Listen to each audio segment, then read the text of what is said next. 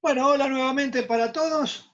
Ya estamos en la segunda clase de hoy y vamos a continuar donde habíamos dejado en la vez anterior, ¿no es cierto? Que era que ya estábamos con el vaso casi conseguido y íbamos a seguir ahora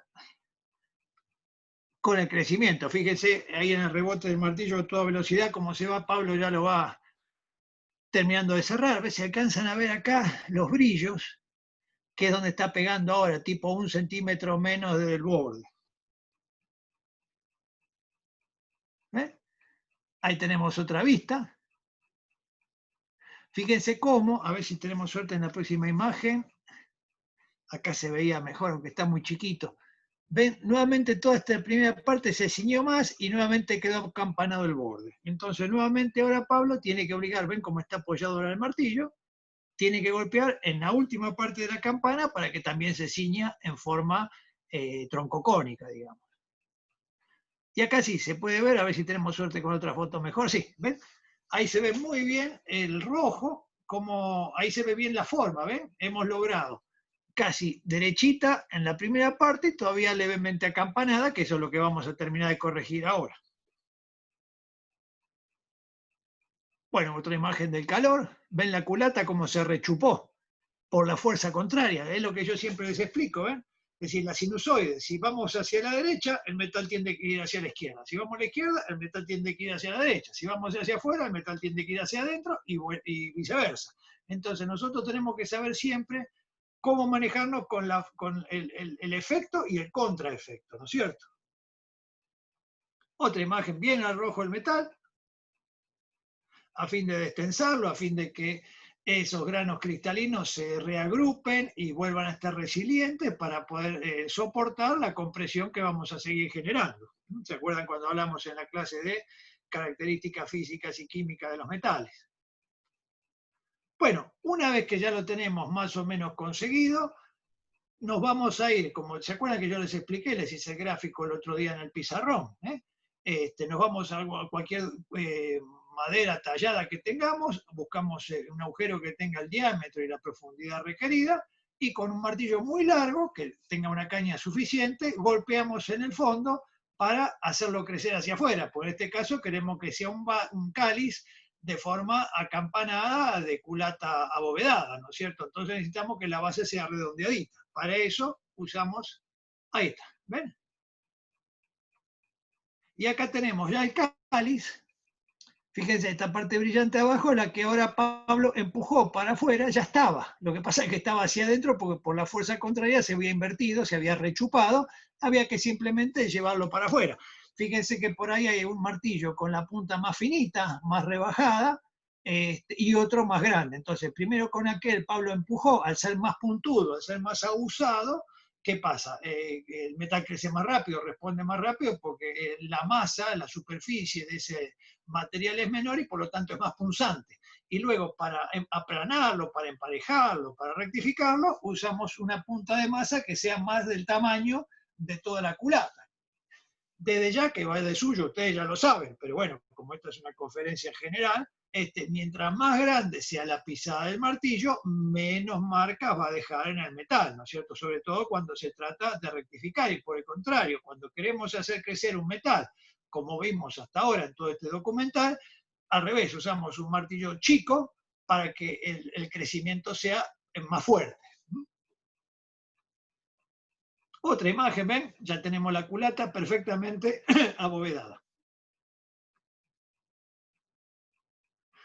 Después agarramos un aguantador de brazo, como los que tenemos en la escuela, que precisamente yo también les transferí toda esta tecnología a la Escuela Pública de Catamarca de Orfebrería, y con ese aguantador de brazo, fíjense Pablo, con una masa de acero de cabeza plana, totalmente plana, Pablo empieza a rectificar todos los contornos, toda la superficie de ese vaso para ir eliminando las imperfecciones, los bollos, las deformaciones y todo lo que ya sabemos que siempre pasa cuando hacemos crecer una forma de este tipo. Ahí tenemos otra imagen mejor, y fíjense cómo se ve esta parte brillante, en la culata, donde empieza la caña, digamos, que es donde Pablo precisamente está trabajando en este momento con un martillo plano sobre un aguantador de brazo, para dejarla totalmente rectificada y emparejada. Otro acercamiento. Y acá atrás se ven colgados en la pared otros modelos de aguantadores de brazos con distintas formas. Acá se ven los tembleques, como los que les mostré yo el otro día en la pizarra y en vivo, ¿no es cierto? Distintas formas, en este caso tembleque no hace falta, lo que hace falta sí son aguantadores para expandir el metal, como yo siempre explico, para que crezca y de esa manera se eliminen los bollos. Porque un bollo, ¿qué es? Un bollo no es otra cosa que un material desplazado que creció hacia otro lugar. Entonces nosotros lo que tenemos que hacer que es precisamente volver a restaurar ese material en ese lugar. No es que el metal no esté, está, pero está en otro lugar. Entonces hay que volver a llevarlo al lugar donde corresponde. Y para eso se usa el aguantador de brazo y un martillo de aplanador. Y acá tenemos la última foto de este primer documental, donde Pablo muestra los dos ejercicios que habíamos realizado. Este primero que había llevado Pablo haciendo su prueba, y este ven mucho más parejo, mucho más rectificado, que es el que estuvimos haciendo en este ejercicio. Por supuesto, después falta aplanar toda esta superficie con martillo de acero, pero eso, bueno, lo vamos a ver a continuación en el siguiente documental, porque acá, ¿qué pasó? Acá precisamente, yo ya me tenía que volver a Buenos Aires, pues yo iba allá cada tanto, 2 o 3 días, 4 días a lo sumo, y bueno, entonces el trabajo de Pablo después fue ya tranquilo, hacer el rectificado final para dejar el vaso totalmente listo para esmerilar y pulir. Así que ahora, si me dan un segundo, cerramos esta. Perfecto, denme un segundo que voy a la siguiente conferencia. Ahí está. Perfecto. Y acá lo tenemos a otro de sus compañeros más viejos, Juan Pablo Zamudio, haciendo el mismo vaso exactamente para el mismo cáliz que la pieza curricular, la primera pieza curricular grande de cuarto año, que es orfebrería religiosa, y podemos ver cómo se empieza de la misma manera, ya sea calando o cortando a tijera un disco de bronce del espesor y la medida calculada. Acá tenemos otra imagen del taller que ustedes ya lo conocen de sobra, ¿no es cierto? No hace falta que se los presente. Esa es la sala primera, digamos, de nuestra escuelita, de mi viejo taller, donde está Juancito cortando ese disco.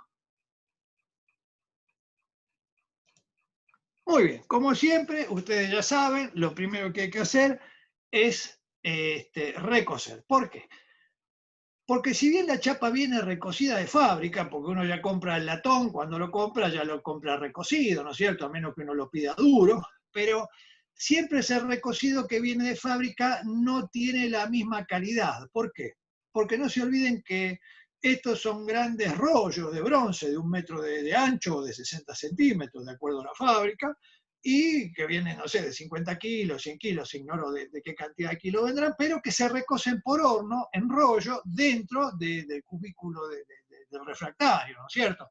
Entonces se pone un pirómetro a determinada temperatura y obviamente las partes que estén, los bordes y las partes más exteriores se van a recocer con más facilidad que la parte interior y central, que no va a llegar a recibir la cantidad de calor suficiente como la que sufrió la parte externa.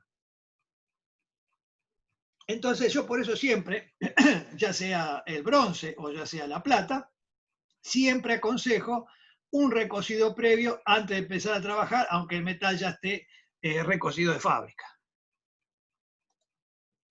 Bueno, ven cómo hicimos allá en Catamarca lo mismo, solo que en nuestra escuela. Se comienza a embutir para lograr lo que se llama el avance de la pieza. La primera parte, la primera concavidad, que es la que vamos a utilizar para luego apoyar en donde nosotros querramos.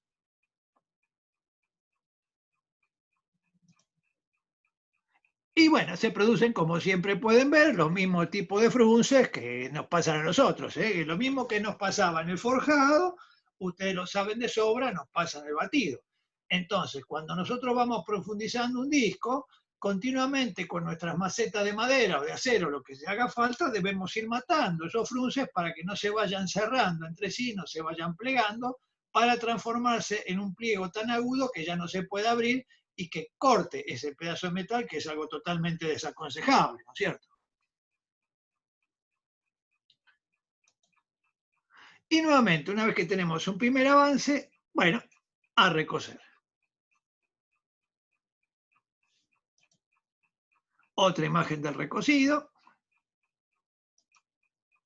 Y ven lo mismo que hicimos con Pablo allá en Catamarca. Buscamos el centro y luego con un compás simplemente tiramos tiramos radios con compás para luego ir guiándonos con esos radios para ir avanzando con nuestro martillo de rollo que tenemos acá sobre la barra de acero, que esta sí, yo la mandé a cortar a medida de distintas medidas porque, como les expliqué la vez pasada, es decir, para cada diámetro de boca o de culata de vaso, necesitamos un diámetro de barra de acero acorde. No puede ser más grande, no puede ser porque no entra. Y más chica, demasiado más chica tampoco no es conveniente porque no tiene la suficiente masa como para aguantar el crecimiento de ese elemento, digamos, ¿no es cierto? De ese objeto. Ahí está. Y acá podemos ver bien, por el flash, los radios marcados con el compás de punta seca. Y ven, es exactamente lo mismo que estuvimos haciendo en Catamarca, es lo que estamos haciendo acá. Fíjense cómo Juan va golpeando en el primer radio que marcamos para que se vaya haciendo el primer escalón, el primer apoyo sobre la barra de acero que estamos martillando.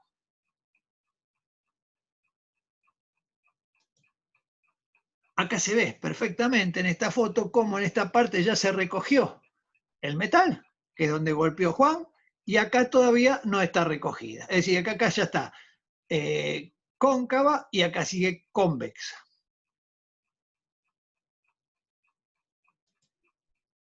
Otra imagen, fíjense cómo ya va pegando vueltas, y acá ya se ve cómo pegó el bollo en el siguiente raya de radio, que por suerte el flash lo quemó como para que se pueda, creo que se puede alcanzar a ver en la imagen, ¿no es cierto? Y cómo va presionando hacia adentro. Fíjense, también presten atención cómo está apoyando el disco, como montándose por sobre el diagonal y con el borde apoyando en la barra de forjado, que después vamos a hacer la inversa cuando querramos ganar el material de otra manera. Ahí, observenlo bien, fíjense cómo se va cerrando el material, de la misma forma que vimos en el otro documental, cómo el material se va comprimiendo, cómo el material se va plegando, hasta llegar a la forma acorde.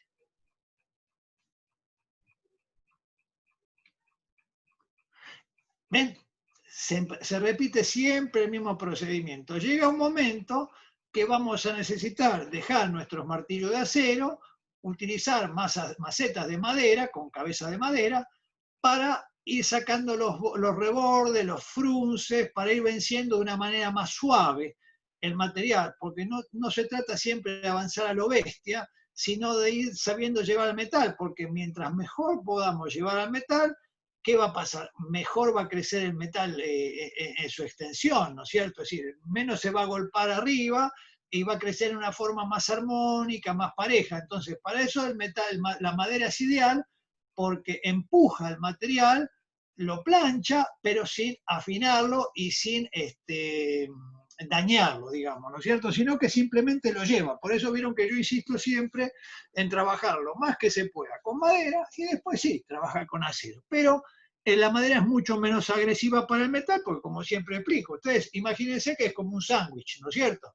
Usted tiene una base, 2 panes y un jamón en el medio. Bueno, el pan de abajo es la barra de acero. El pan de arriba sería un martillo de acero. ¿Qué cosa se va a tirar? El jamón, que es el metal que es más blando que el acero, ¿no es cierto? Ya sea alpaca, plata, oro, cobre, siempre son metales más blandos. En cambio, si yo en vez de ese metal más duro, como es un martillo de acero, agarro un material más blando, como es la masa del martillo de madera, la que se va a deformar, como se puede ver claramente acá, de todos esos desgastes, la que se va a deformar va a ser precisamente la maceta de madera, en beneficio de qué cosa, del disco de plata o de alpaca, ¿no es cierto? Que no va a sufrir ningún aplastamiento porque es más duro que la madera. Entonces acá tendríamos tres durezas distintas. La madera, que es la más blanda, la alpaca, que es la intermedia, y el acero de base, que es la más dura. Entonces, para todo lo que sea conformado, siempre es mejor llevar el material con una maceta de madera cuando se pueda, obviamente. En el momento que no se pueda, y como ustedes ya saben en el taller, hay parte que hay que hacerla crecer a cero, por supuesto. Pero yo soy siempre más amigo de llevando las cosas lo más suave que se pueda. Muy bien, ven, una vez que lo más o menos lo emparejamos, una vez que más o menos lo rectificamos, volvemos a insistir, como hicimos con Pablo antes, desde la base, para hacer una segunda pasada de crecimiento, una segunda pasada de cerramiento sobre la barra de acero. Ahí está. Otra imagen donde se ve muy clarito lo que estamos explicando. Todavía se alcanzan a ver algunos radios marcados a compás. Y como Juan va golpeando con su martillo para obligarlo a cerrar, al material a cerrarse sobre la barra de acero. Otra vista donde sí se aprecia, ver cómo ya se fue cerrando. Miren, miren, todo esto ya se cerró. Ya tiene forma casi tubular. Toda esta partecita. Y ahora Juan está golpeando donde terminó esa parte tubular y donde todavía está acampanado. Otra imagen, fíjese cuánto creció ya Juan con el vaso. Antes estaba por acá, donde está esa marca clarita brillante. Ahora ya llegó hasta acá. Es decir, que ya el medio tirón de la caña ya lo logró, fíjense, y ahí sí ya tenemos el vaso. Juan lo está girando en contra de la forma de la barra para que se pliegue con más fuerza, con más violenta. Esa es la parte más cansadora, si se quiere, del trabajo, porque requiere una gran fortaleza de manos para aguantar el vaso en esa posición forzada de contra, no sé cómo explicarlo, no sé qué palabra hay para explicar, que esté en posición diagonal opuesta a lo que estamos queriendo hacer crecer. Acá se ve bien en el rojo, como siempre, se ve cómo la forma fue creciendo y afuera fíjense que todavía mantenemos, como les expliqué el otro día en la clase teórica, afuera casi todavía estamos manteniendo el diámetro original del disco, un poquito menos, que yo, si este era un disco de 180, estarán 170, 165, pero no mucho menos. Lo que estamos haciendo es fruncir la parte central de ese disco.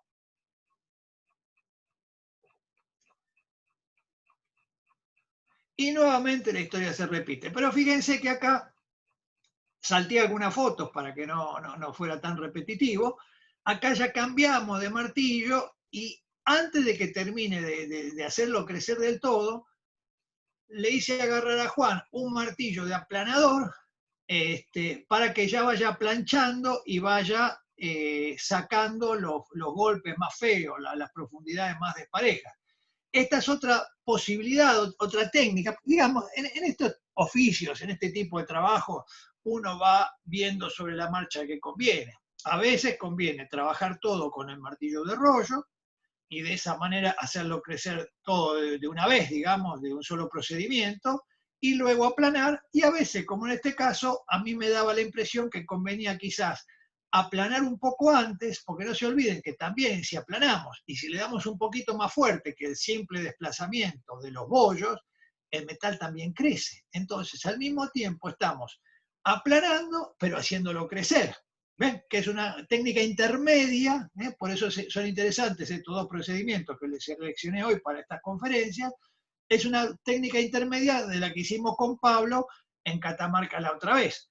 En aquella vez hicimos crecer todo con martillo de rollo y después a Pablo le quedó el trabajo de aplanarlo con martillo de aplanador. En este caso, en el medio del procedimiento de crecimiento, yo lo estoy haciendo aplanar con un martillo de aplanador para después, si es necesario, seguir con el martillo de rollo. Pero ya en el aplanado ganamos. Primero, alisar la superficie muy considerablemente y segundo también es hacerle ganar algún centímetro a esa caña del vaso en el crecimiento que se generó por un golpeteo no tan suave, ya en este caso, pues no estamos aplanando, sino que al mismo tiempo estamos aplanando, pero al mismo tiempo haciéndolo crecer con un plano sobre otro plano, que sería un plano, ¿cuál sería? El del martillo de aplanador, que es un plano.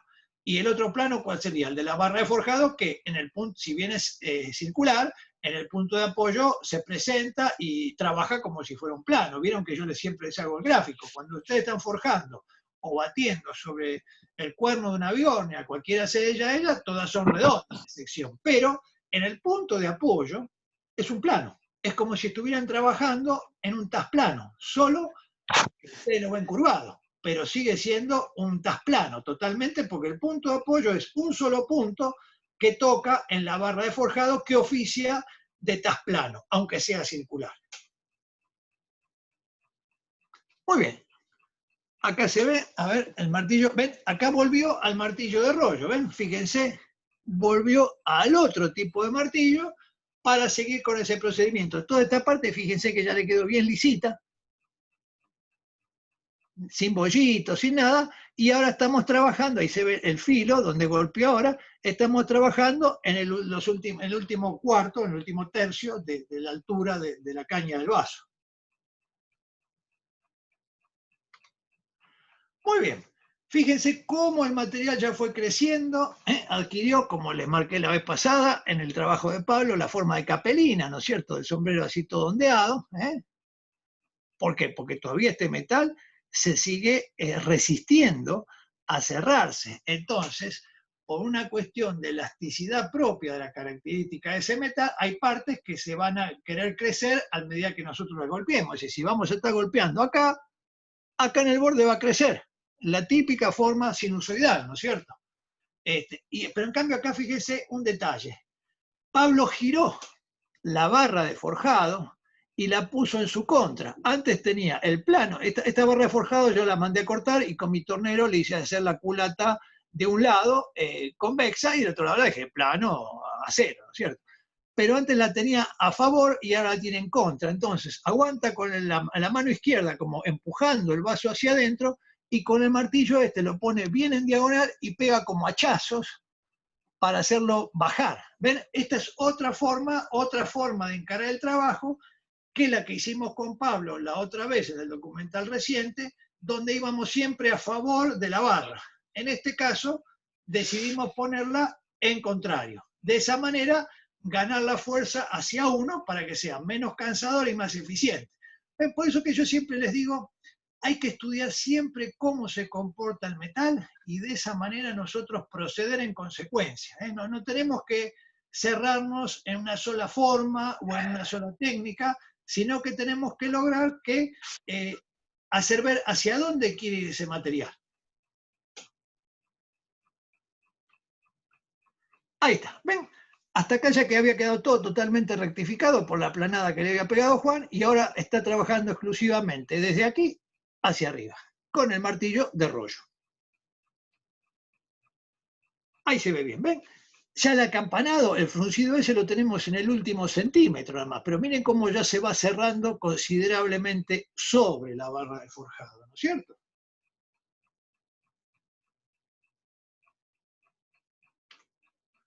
Ahí está, otra imagen donde se puede apreciar muy bien todo este tipo de trabajo. ¿Ven? Ya está golpeando casi en el borde nuevamente. Es decir, son varias pasadas, yo no recuerdo, porque lo hicimos ya hace un par de años, este trabajo, pero qué sé yo, debe ser, no sé, 12, 15 pasadas que hay que hacer de ida y vuelta, previo recocido, por supuesto, hasta llegar a la forma final, ¿no es cierto? Miren cuánto ha ganado ya, miren. Voy a la imagen anterior, ven que está bastante acampanado, y vuelvo a la imagen última, cuánto cerró ya. ¿Por qué?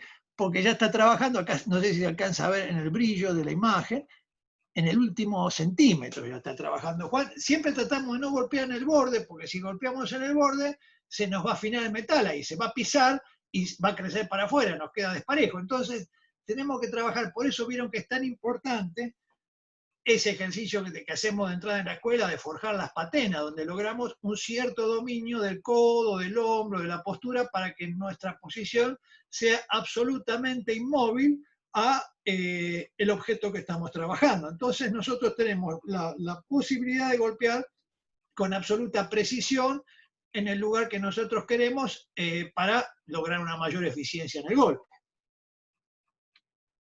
Otra imagen, ¿ven?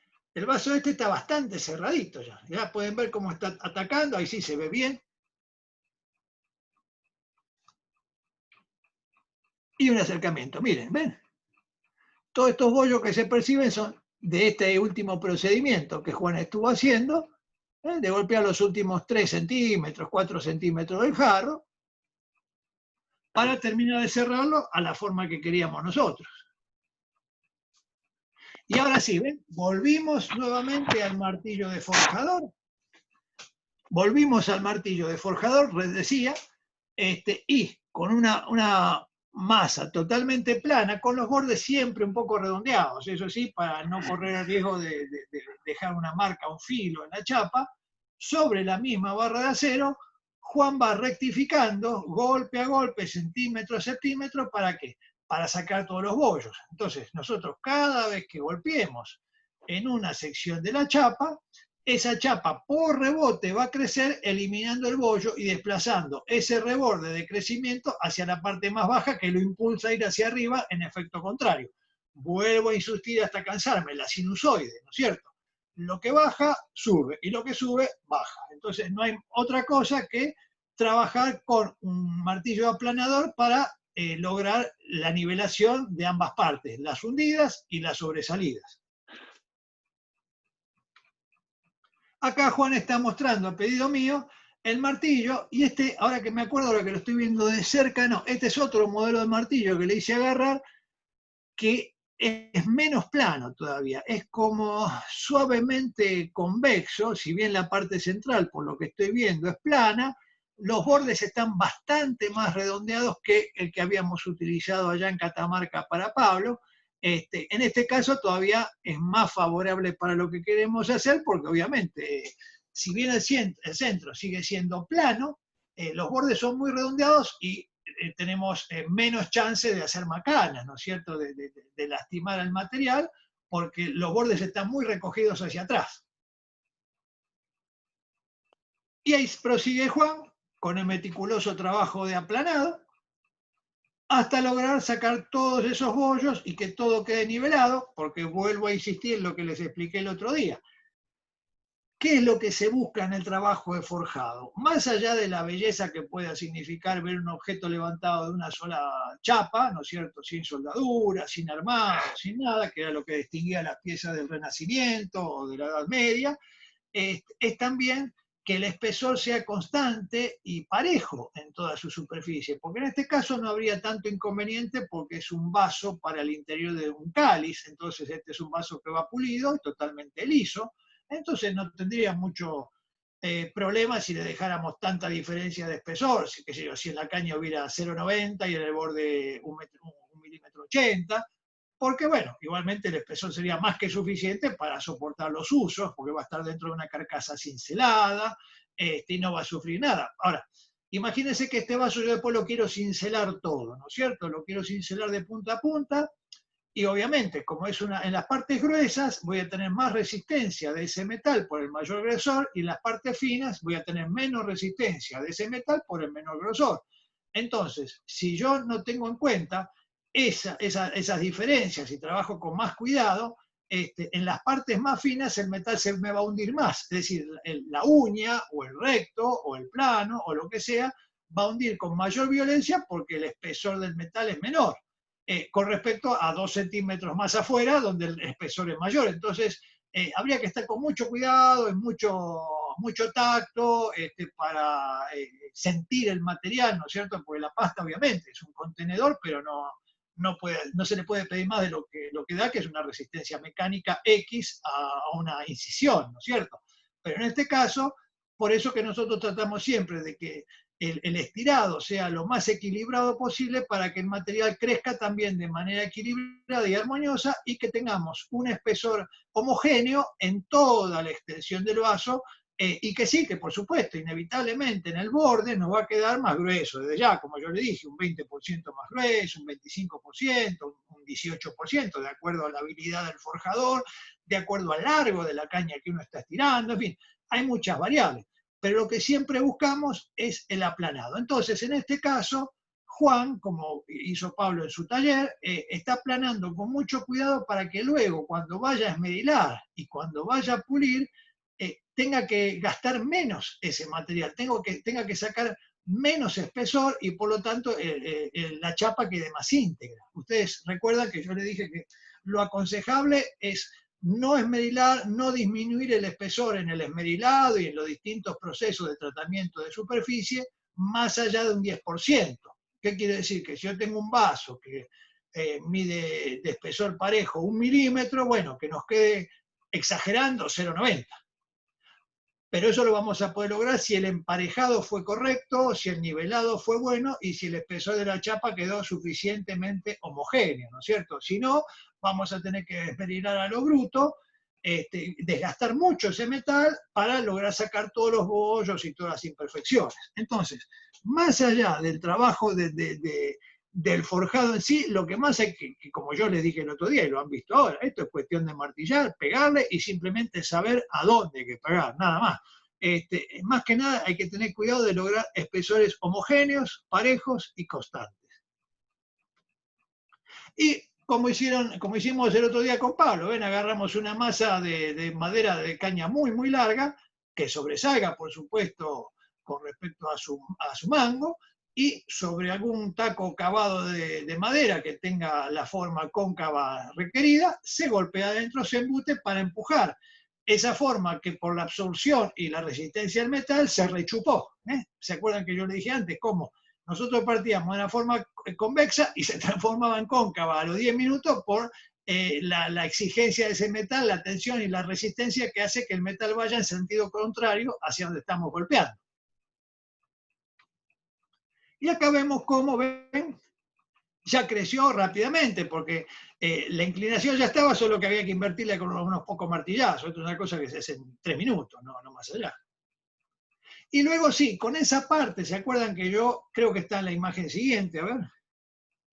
Sí, ahí está, ¿ven? Después vuelvo para atrás, ¿ven? Yo mandé a tornear esta barra, que es una barra común de acero, 1045, de un lado la mandé a rectificar con un mínimo contrafilo, con un mínimo bisel, y del otro lado sí la mandé a rebajar en forma cóncava de media esfera para este tipo de rectificados. Ahora sí, volvamos para atrás. Entonces, ahora sí, con un martillo de aplanar totalmente plano, con suavidad, ahora Juan lo puso acá simplemente de pinta para que se vea en la imagen, pero este lo agarramos obviamente en la mordaza de la morsa para estar firme y golpeamos para lograr un rectificado parejo y constante.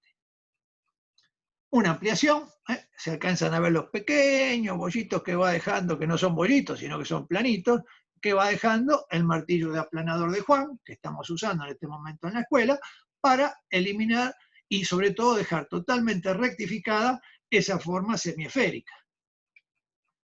Acá tenemos, ¿ven? Emilio. Sí, Guille. 4 minutos y medio quedan. Bueno, justo, por suerte la calculé bastante bien. Gracias, Guille. Entonces voy a ir cerrando con las últimas fotos. Creo que estas ya son las últimas. Sí. A ver. Sí, justo. Bueno, claro, ahora me acuerdo, las paso rápido para que la vean como un avance. Esta es la parte de la carcasa exterior, que va a ir, ven, calzada, que es así, esa es la carcasa que va a ir cincelada, ¿no es cierto?, sobrepuesta. Luego, esta parte, como yo les expliqué, se le suelda una rosca, una varilla roscada, que va a pasar por un agujero que se le realiza en la carcasa cincelada que Juan estuvo forjando, batiendo y rectificando sobre una tabla de acero. ¿Ven? Ahí se ve la forma. Entonces tenemos el vaso interior y ya la carcasa lista. ¿Ven? Ahí está. Acá le soldó reborde. En fin, esto ya es tema de otra Y acá le celdo un grueso reborde para calzar, vamos a ver si llegamos a tiempo, el esmerilado. Ahí está. Y esa es la carcasa que va a ir calzada en el famoso vaso de forjado. Volvemos atrás rápidamente para terminar correctamente la clase. Ahí está. Y ahí tenemos las dos formas logradas. Una por técnica de forjado directo sobre barra de acero y la otra técnica de batido y después rectificada también con un TAS redondo para lograr planos homogéneos y rectificados. Bueno, con esto hemos terminado la última de las 8 clases de forjado y batido en la orfebrería. Espero que les hayan sido de ayuda, de utilidad. Y nos veremos la semana que viene, como siempre, para arrancar con otro cursillo. Voy a ver qué se me ocurre esta semana para arrancar el domingo. Así que muchas gracias a todos y nos vemos el domingo que viene. Gracias, Emilio. Feliz día para todos. Gracias, Emilio. Muchísimas gracias, Emilio. Y feliz día del padre para todos los que sean padres. Dale, dale. Abrazo. Saludos a todos. Un abrazo.